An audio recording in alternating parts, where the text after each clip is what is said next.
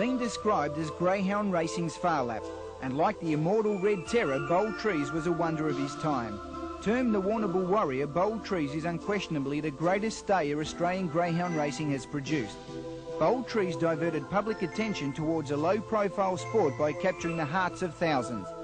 He warrants a justifiable place among Australia's sporting legends. No greyhound has commanded hero worship and idolatry status quite like Bold Trease, and here's one reason why. Late action still in front by 2 lengths. In second spot, Chantilly Miss. Here's Bold Trease, the champs. He'll do it. Bold Trease, what a great dog. He wins a length. Second spot. Bold Trease's 4th consecutive RSN Sandown Cup win brought a lump to the throats of avid greyhound fans. Yes, May the 4th, 1989 was a moment that will be preserved for posterity, a truly magnificent piece of greyhound racing theatre. Records are made to be broken, but Bold Trease's effort will stand for eternity. The only other record commanding that comparison is American Negro Bob Beeman's leap into space in the long jump event at the 1968 Mexico Olympics. Contesting his 91st race start and aged 5 years and 2 months, Bold Trease created history in 43.85 seconds of sheer exhilaration and emotion-packed drama. His winning margin of 1.5 lengths divided not winner from second, but immortal from mortal. Let us turn the clock back half a decade of the origins of the Bold Trease story. It was March 1984 when the brilliant distance bitch Irish Temptress, a Victorian representative in the 1980 National Distance Championship, whelped a litter to exciting stud prospect Roy Trease. Cranbourne breeder Maureen Bryant, wife of legendary trainer Ned Bryant, whelped down the litter, and little did she realise that among them a star was born, a canine ambassador that would develop into a PR machine for the sport. The man behind Bold Trease, trainer Norm McCullagh, tells how he secured not only a champion but a canine wonderkind for $1,000. And in the process he relates how the God smiled upon Rod Hay and Jim Rule the day they formed a partnership in Bold Trease with his son Alan. I bought him as a pup, but 6 weeks old of Maureen Bryant. That's Ned Bryant's wife. I was down there getting dogs checked over, and she wanted to sell a pup, so I just picked one out and bought it then. Well, I bought him, and the other chaps, they had a couple of dogs here, young dogs they bought, and we trained them, and they were no good. They couldn't win a race, so I just sort of said, well, you want to tip into this pup? That was when he was about 12 months old, and to be a bit fair to him, I put him in Bold Trease, and never thinking what he'd be, though. That's how they got into him. He broke in well. We had about 6 or 7 pups here at the time, and he was far the better of the lot of them there. And I think it was about 18 months before we raced him, 18, 19 months. He won his first start over the 450 metres. He broke his maiden status, winning by 5 lengths in 26.36 over the Warrnambool's 450 metre sprint course. But his real first test as a stayer came during the 1986 National Distance Championship State Series. The megastar was only 23 months old when he captured the state final at Sandown Park, defeating 55-month-old wonder bitch Club Stroller by a neck in 44.06.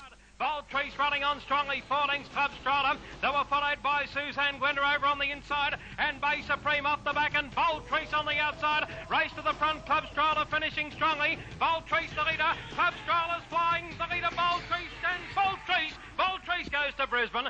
Bold Trease finished 5th behind Queensland's idol Kirsty's First in Australia's premier distance event, but the Bold Trease story was only just starting to unfold. McCullagh reveals his thoughts on the big one that got away. He ran it like a square.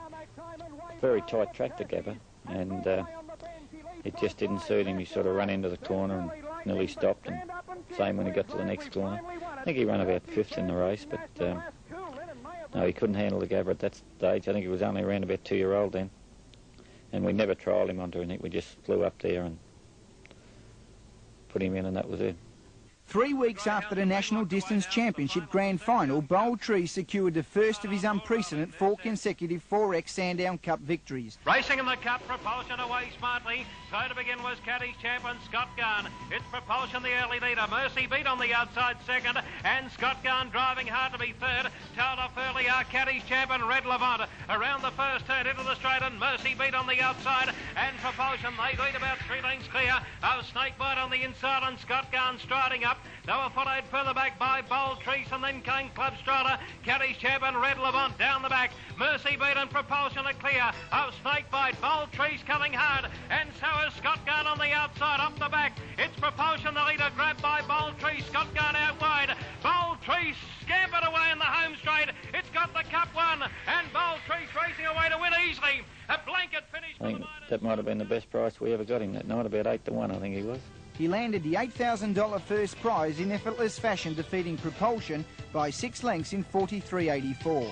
At the time, an offer of $25,000 for Bold Trease was rejected, but only 10 days later, a freak mishap was to sideline the Warrnambool Warrior for 4 months. Bold Trease suffered a green stick vertical bone split hock fracture of the right hind leg when he reared up and came down awkwardly while being exercised on the lead. Following extensive physiotherapy, he resumed with a moderate fifth in a mixed stake over 550 metres at Ballarat, but quickly found top form, finishing second, beaten ahead to arch-rival Pharaoh's Mask in a memorable 1986 Sir John Dillon Trophy final. Off the back, it's Bold Trease 5 in front. Pharaoh's Mask has run to second, followed by Crazy Dirt. Bold Trease the leader. Pharaoh's Mask is storming home out wide. Oh, he's nearly got up. Yes, he's won it, Pharaoh's. I think Pharaoh's might have beat us twice, and I think we beat him once, but there was only a developed print in both of them. There was only a half a head, and could have went either way. There were some good stays around them days. Then, in a stunning 8 weeks period between 11 September and 8 November 1986, Bold Trease revealed champion qualities, winning 9 successive races. Look, but it's Bold Trease getting to Amanda the Flash. Then further back, Major Look can't go on. Then Terry Moto, but Bold Trease runs to Amanda Flash. Bold Trease puts its head in front, draws away, and the Victorians Too Good wins at a length and a half. He missed about 3 lengths in front of Bold Trease, 4 lengths away to Bay Supreme, but Bold Trease raced up on the outside, and the Warrnambool Warriors on the warpath up the straight, and Bold Trease racing away to win by 6 or 8 lengths. 7 in front. Bold Trease is unleashing a whirlwind run now, and boy, look at him going about 8 lengths away, then Queen of Tango. Mercy Beat 2 in front, but Bold Trease is cutting it down on the outside. Bold Trease boomed up, dashed to the lead. It's all Bold Trease. Bold Trease 4 lengths, Mercy Beat. Prior to winning his second 4X Sandown Cup on 7th of May 1987, Bold Trease finished second behind Mystic Hope in a National Distance Championship state final and won the Ansett All-Stars at Launceston over 722 metres in a track record 43.67 seconds. He drew the pink, and believe it or not, he missed it by about 6 lengths. Come out last, I thought, oh, he's away well, and look, and here he is coming out of the box. Oh, geez, we're gone. And their own champion there, Eskimo Chabot, well, we'd got a break on him. Oh, it must have been 15 lengths down the back, and I thought, well, we can't win this, but geez, he got through the field and he got up and he's won by half a length. Well, I think there wasn't a person left the trackside that day when we were parading him back. You know, they really went crazy over it. And to run a record was a big go. Eskimo 3 in front. Bold Trease going to him quickly. Leanne Gillies and then Bold Tamora. Eskimo Chabot leads for home. Bold Trease on the outside. Eskimo Chabot. Bold Trease a nose. Bold Trease is one of the nose to Eskimo Chabot. But it was his second Sandown Cup win which really started to put the seal on Bold Trease's greatness. He cemented his tag as Victoria's Distance Supremo with one of the most incredible wins ever recorded on the Sandown Park circuit. Quite simply, greyhounds don't get up from those positions. Bold Trease was spotting the tearaway leaders a conservative 20 lengths with 300 metres to travel. Impossible, most shouted, but achieve the impossible he did. Bold Trease gobbled up Dead Heater's High Intensity and Galaxy Spirit to win by 2 lengths in 43.59. Racing lids go up on the rough and running, and High Intensity flew the boxes. Led on settling down by a length or so. Going around them, Galaxy Spirit. Galaxy Spirit on the outside, going to take the lead. Running into the first turn, Galaxy Spirit by 3. High Intensity second. They were followed by Nana's Dad. Further back on the field is Red Shroud. Over on the inside, Bomber's Kid. They were followed by Nathan's Girl, Eskimo Chabot. And Bold Trease checked at the tail of the field. Going down the back, and Galaxy Spirit the leader. High Intensity going out after it on the outside. 10 lengths away, then Nana's Dad, Red Shroud. They were followed by Bold Trease, second and third last. Up the back straight, it's Galaxy Spirit the leader. High Intensity on the outside. Bold Trease 8 lengths away, flying home. High Intensity, Galaxy Spirit, Bold Trease. Oh, what a run again! Bold Trease ran over the top of them in the home straight. McCullagh has vivid memories of the 1987 Sandown Cup and the 1987 Association Cup Series at Harold Park, in which he took out the final in 43.62. he won the heat pretty well. And we flew home that night, flew up to Foal on Saturday, and he won the final well. That was a great run too. Give him a big start, and I'd suit him down the ground up there. Big long straight. But he done well. That was a really good win. It's good to go to New South Wales and win a big race up there, because they sort of don't like seeing too many Victorians take the money home. But he was a very popular dog up in New South as well. Then 2 lengths to Rachel's Pride, followed by Bold Trease, Lucky Draw, Beautiful Dream, and Baguette Babe last. Will they get New Style? This is about 5 in front. Tony's Comic, now the Victorian. Bold Trease is gobbling them up. Bold Trease rockets to the line, of what a performance. Bold Trease certainly quickened the pulses of Sydney fans and set their tongues racing. A Sydney Greyhound journalist reported that it is doubtful that in 60 years of racing, Harold Park has seen a performer quite in the mould of Bold Trease. He wrote, there have been great front-running stayers like Zoom Top and National Lee. There have been ones that come from mid-pack, and there have been those that come from the back. But the one that mounts a charge from the rear of the field when the finish line is just a hop, step and jump away is very different. The two features netted Bold Trease $22,500, and the McCullagh rates these performances as his finest. Shortly after his Association Cup win, Bold Trease was pitted against New South Wales staying star Shady City in a match race extravaganza labelled the $15,000 De Costi Dynamic Distance Duel. It was hailed as a clash of the titans and proved an excellent public relations exercise for greyhound racing. A crowd of almost 5,000 people attended the Harold Park meeting on 20th of June 1987 to witness the ultimate showdown. After an even start, Bold Trease 9-10 favourite and Shady City 5-4 were locked together approaching the first turn. In front of Bold Trease, he's going to go up and attack into the first turn. She's dropped and Bold Trease stormed away. Bold Trease into the back, shot away, is now 5 in front of Shady City, so the race has run upside down. Into the back now, and Bold Trease 4 or 5 on Shady City. Can she pick him up from there? It's doubtful. Bold Trease at the moment still 4 in front of Shady City, and she's flat as a biscuit to pick him up. He is flying. At the moment, he's running about 42.6, I reckon, on the bend. Bold Trease by 4. She won't give in, Shady City. She's coming after him. Bold Trease and but Shady City on the bend. The Shady City hits the lead. New South Wales.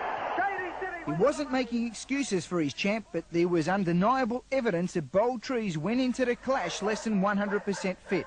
And without detracting from Shady City's victory, Bold Trease was vetted after the event and found to have sustained a torn right shoulder muscle and injured left hind leg. McCullagh puts forward his views on the match race. The dog hadn't been off the lead for 10 days. He'd torn a fan muscle pretty bad, and they'd made a pretty big thing of it up in Sydney and advertised it well. And actually he led by about 8 lengths there, and but he broke down coming around the corner. He hobbled over the line, and we probably should have put it off and waited till we had him 100%, but it was just a victim of circumstances, that run. The Warrnambool Warrior returned to Victoria with a vengeance following the match race and quickly asserted his authority. During this period, he was considered invincible. Bold Trease goes to second from Desirable Last, followed by Princess Winnie. High Intensity 4 in front. Bold Trease is running on strongly. High Intensity in front. Bold Trease flying. High Intensity a length. Bold Trease second. Run on the outside. 200 to go. Mystic Hope 3 in front, but Bold Trease cutting her down and racing off the back, and Bold Trease swept up on the outside, took the lead. Race 3 in front of Mystic Hope. Interest in the minors. Queen Miranda battling away, but it's an easy one to Bold Trease. 5 lengths. Lisa's Chief in third placing. Bold Trease is starting to fly now in the centre, followed by Magic Roy, Stock Agent the leader, but here he comes. Bold Trease up on the outside. The King Bold Trease swept in the lead in the straight.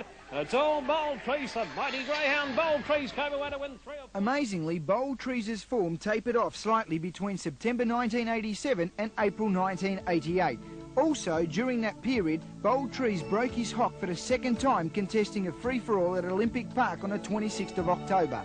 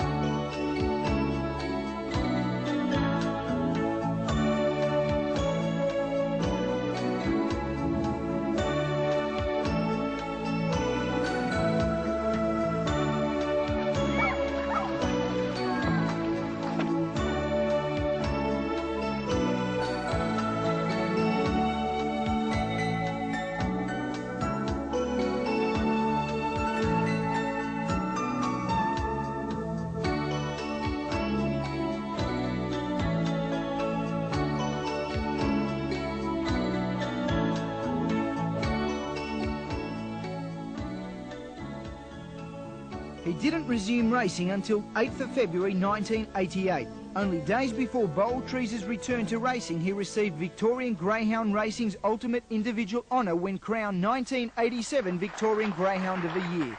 Bold Trease had established a magnificent 1987 racetrack record, starting on 28 occasions for 19 wins and 7 placings, including 15 wins and 7 placings from 24 Victorian Metropolitan starts. As Bold Trease prepared for a third successive 4X Sandown Cup win, McCullagh had been subjected to an Australian trait known as the tall poppy syndrome. There is always an element that derives great pleasure in attempting to knock the high achievers off their pedestals. But Bold Trease silenced the detractors once and for all.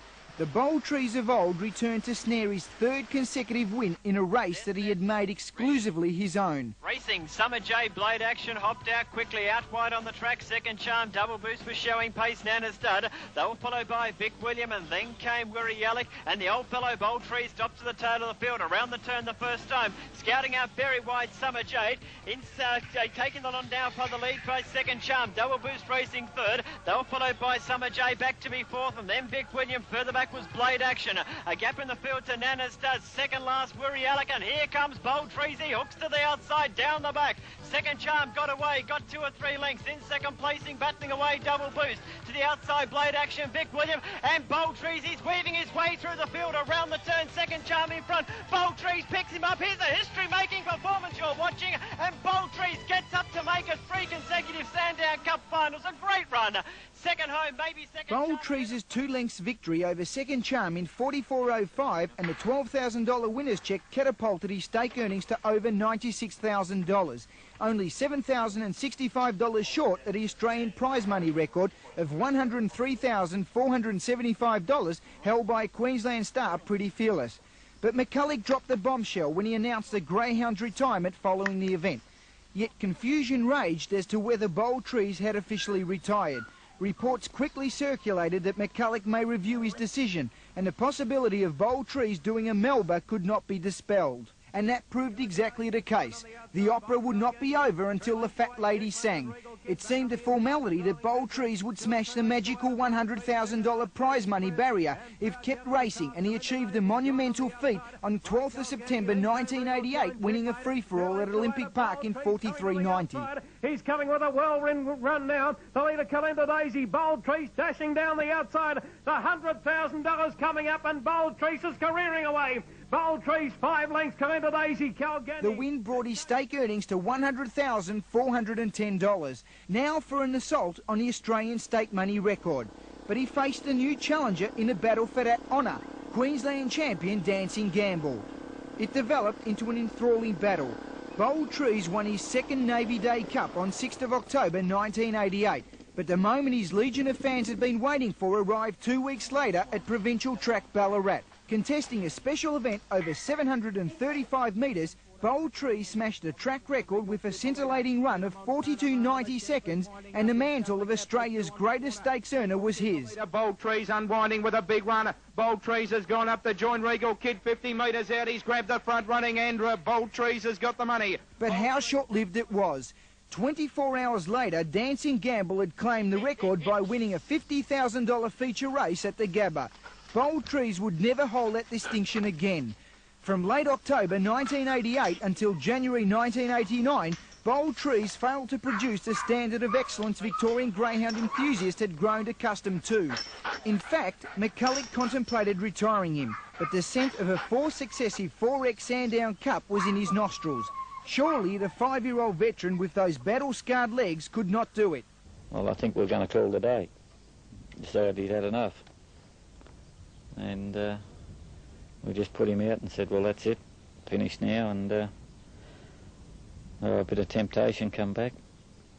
Sandown Cup was coming up, and I said, oh, well, we'll get him out again and see what happens. It's history now how Bold Trease rewrote the record books and created a chapter in greyhound racing's annals that will never be repeated. Racing, Bold Trease jumped only fairly, winning the start towards the outside was Blade Action, is showing good pace. It's going to get across and lead early. Bold Trease will settle down last, and the leader, Blade Action, by 2 lengths. Into second, Strong Colour, then Chantilly Miss around the outside. Further back in the field to Snowtastic, out very wide, Smart Choice, then High Intensity. Bold Trease is back equal last with Star Dreamer, but out of the straight, and Blade Action the one to catch. He led by 3 into the back. Chantilly Miss was second, then Strong Colour. A length and a half then to Smart Choice. Back on the inside, High Intensity. Then Snowtastic. Bold Trease starting to wind up, but he's 8 off the lead, and last of all was Star Dreamer. Blade Action still in front by 2 lengths. In second spot, Chantilly Miss. Here's Bold Trease, the champ. He'll do it. Bold Trease, what a great dog. He wins a length. What an outstanding animal. He was sort of had himself in pretty hopeless position in those races, and he got through and won. But they're all good runs when you win. But that's the one that sticks in my mind, is the Sydney Cup and the second Sandown Cup. Warrnambool's favourite canine son had achieved the unthinkable, and the sport had no parallel to match his remarkable feat. Who really knows when the brakes should be applied to a greyhound's racetrack career? In the final analysis, it rests solely with human judgment. Bold Trease won only 2 of his last 12 starts, with his swan song being an inglorious 8th behind Rules in the 1989 Sydney Cup final at Wentworth Park on the 14th of October.